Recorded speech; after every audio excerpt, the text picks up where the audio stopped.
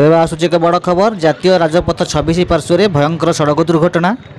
आज कोरापुट जिलार बोरीगुमा ब्लॉक अंतर्गत बीजापुर ग्राम निकट जातीय राजपथ निकट एक भयंकर सड़क दुर्घटना घटी।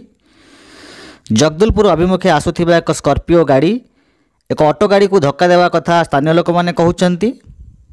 यही सड़क दुर्घटना बहु यात्री गुरुतर आहत होती एवं एवं सुधा 3 जन यात्री मृत्यु होता सूचना मिली।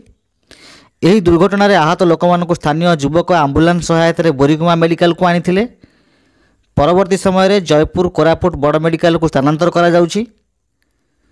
ए नै कोरापुटरू सुभाष आम प्रतिनिधि आम सहित जोड़ी होउछंती।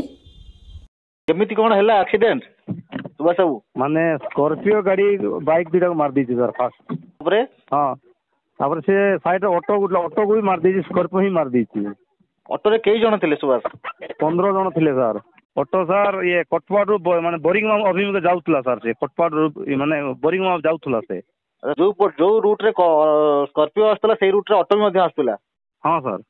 कोन देखुचंदी एठी स्कॉर्पियो भारसाम्य हरै के बाडैची ना ड्राइवर किछि मद्यपान करथिला? वर्तमान में सीधा तो जना पड़ने सर। ड्राइवर वर्तमान केमती अछि?